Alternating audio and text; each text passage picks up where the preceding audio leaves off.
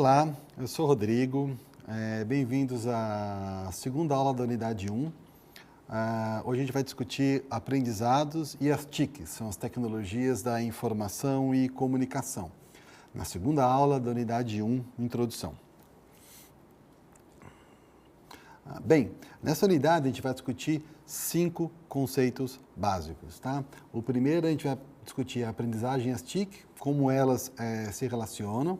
A gente vai discutir a construção do conhecimento na aprendizagem formal e informal, as línguas e a aprendizagem em práticas, e aprendizagem em práticas de comunidade, as mídias sociais e a aprendizagem, e os letramentos tecnológicos e construção de identidade. E também terminamos a nossa unidade com uma atividade prática. Né? Bem, se a gente pensar em termos da aprendizagem e dos meios digitais, a gente tem que pensar que nós temos ali 2 oportunidades de aprendizagem. Nós temos a oportunidade de aprender conteúdos formais e conteúdos informais. Conteúdos formais são aqueles conteúdos que a gente aprende em uma instituição formalizadamente instituída, como a escola, a universidade, um curso livre. Ao passo que a aprendizagem informal, ela acontece na nossa interação cotidiana com a mídia, dos nossos grupos e na nossa prática midiática do dia a dia. Ambas são válidas e ambas trazem diferentes conhecimentos para as pessoas. É importante a gente perceber que essa aprendizagem informal, ela é construída na minha interação com os demais pares e com os processos midiáticos que eu vivo no meu cotidiano. Por exemplo, se a gente pensar nos aplicativos que eu divido com a família, com os meus amigos, com os meus colegas, ali a gente está construindo práticas, construindo linguagem e construindo um aprendizado conjunto com essas pessoas no nível informal. Já no nível formal, isso já é mais ou menos estruturado. A gente tem ali a escola e seus padrões e suas regras e normas de execução. O importante é a gente perceber que, sim, a gente pode aprender com as mídias digitais. E essas mídias digitais, elas geram diferentes espaços de aprendizagem, não é isso ou não? O que seriam esses espaços de aprendizagem? Esses espaços de aprendizagem seriam momentos nos quais, nesse processo interacional, eu desenvolvo conhecimento em conjunto com as pessoas que ali interagem comigo e com a mídia que também interage comigo. E esses conhecimentos, eles podem acontecer tanto da perspectiva da audiência, como da perspectiva da produção. Bem, um exemplo básico disso que eu queria dar seria aquela mídia social, o Pinterest. Aí é interessante vocês olharem no slide. O Pinterest, na verdade, ele é uma mídia social no qual as pessoas colecionam imagens, tá certo? Elas podem pegar imagens da internet livremente e colecioná-las ali como se fosse uma coxa de retalhos. O Pinterest, ele inspira diferentes associações de imagens, diferentes construções de álbuns a respeito de diferentes ou do mesmo tema, onde as pessoas ficam organizando, agrupando e compartilhando esses grupos de imagem.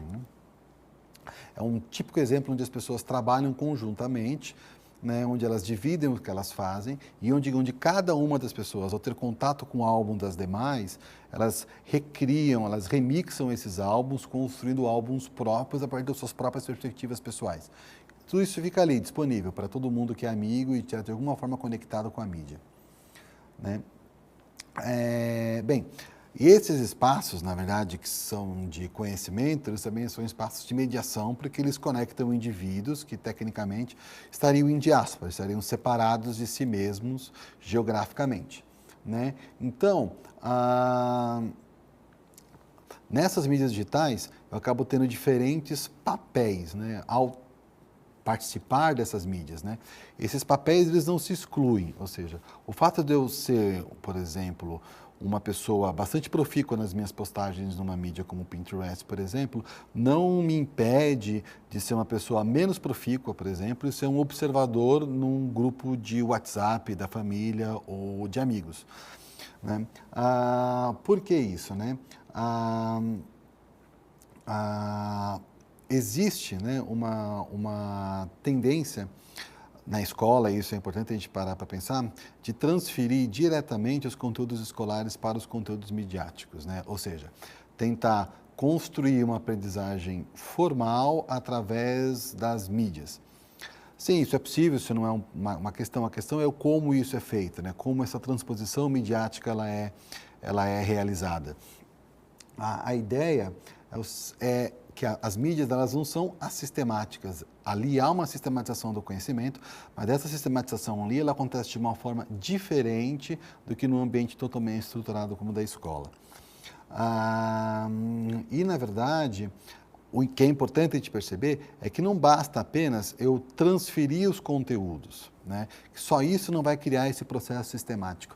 É necessário também um domínio das ferramentas de produção desses processos midiáticos dentro das diferentes mídias, né? É o conhecimento desse processo midiático que vai me permitir fazer conexões de aprendizagem formal e informal dentro desses diferentes grupos. Por quê? Não adianta nada, por exemplo, eu dar uma aula de língua materna e reproduzir os mesmos exercícios da gramática que eu tenho naquela minha gramática tradicional numa página da internet, porque ela não será um objeto de aprendizagem muito diferente daquela gramática já impressa. E, ao mesmo tempo, eu não vou estar me beneficiando de nada que a internet ou que aquele site poderia me dar, né? A partir do momento que eu domino a produção desses processos e consigo criar um website que realmente utiliza a linguagem da web, aí sim eu estou proporcionando para os meus alunos a possibilidade de fazer algo diferente e aprender língua utilizando num contexto real, né? Que é o que está por trás da ideia, né? A língua ela sempre serve para alguma produção, ela não necessariamente é um fim em si mesmo. É claro que isso demandaria uma relação muito importante, que é esse conhecimento científico e sistematizado que a gente tem na escola ser traduzido para o nosso cotidiano midiático. É essa tradução que pode ajudar a fazer essa interface possível, né? É sistematizar isso e transformar isso em algo igualmente sistemático, porém próximo de uma outra, dentro de uma outra linguagem, próximo de uma outra realidade. Então, nesse curso é esse o objetivo, né? É criarmos as nossas próprias mídias com foco no ensino de línguas e pensar sempre nesse processo de transposição, de transpor essa sistematicidade de aprendizado que a gente normalmente tem na sala de aula formal para um ambiente midiático onde a sistematicidade é diferente e esse processo de sistematização e de recriação vão trazer para o nosso aluno a experiência real de utilização e de sistematização do seu próprio processo linguístico, né? Existem aí, vocês podem ver no slide, um box com algumas sugestões de leitura sobre isso, né? Por exemplo, o artigo Comunicação Científica nos Espaços de Educação Não Formais, ela é um artigo bastante interessante que trabalha exatamente com essa transposição. Autoria multimídia, uso de ferramentas multimídia no campo educacional, também é um artigo que discute esses processos. E o artigo Educomunicação Científica, Rádio-Jornalismo e Popularização das Ciências na Construção da Cidadania. Educomunicação é um termo interessante, a gente não pode esquecer de discuti-lo um pouco. Educomunicação é uma área de educação que tenta exatamente fazer esse processo, fazer essa junção, trazer a comunicação como elemento mediado e a educação conjuntamente, partindo sempre do pressuposto que a comunicação, que o ensino, perdão, que a aprendizagem são formas de comunicação também, né? E que, portanto, segue a sua própria sistematicidade, a sua própria estrutura, né? É importante a gente pensar que as TICs elas são bastante relacionadas com a nossa formação do conhecimento. Como assim? O que eu quero dizer? Boa parte das informações, opiniões e construção de conhecimento que a gente realiza através de algum conhecimento mediado. Esse conhecimento mediado ele pode ser tanto digital como analógico, ele pode ser tanto um site, como uma rede social, como um livro, como um CD, né? Ele não está relacionado apenas a um único lugar, não é isso não? E essas tecnologias, elas incorporam as tecnologias analógicas, as digitais, as audiovisuais, não é isso não? E as escritas, sejam elas tipográficas impressas ou tipográficas digitais. É importante a gente pensar que nenhum indivíduo é formado estritamente tem a sua opinião formada estritamente por uma única mídia. A gente tem sempre uma relação conjunta dos diferentes espaços midiáticos que estão acontecendo simultaneamente na nossa vida. A gente lê uma notícia, a gente vê um vídeo, a gente ouve um programa de rádio, a gente ouve uma música, a gente conversa com um colega por um aplicativo, assim que essas coisas acontecem, sempre como se fosse um amálgama de coisas acontecendo de forma simultânea. Bem, muito obrigado. A gente acaba agora o primeiro vídeo da segunda aula e daqui a pouco nós nos vemos.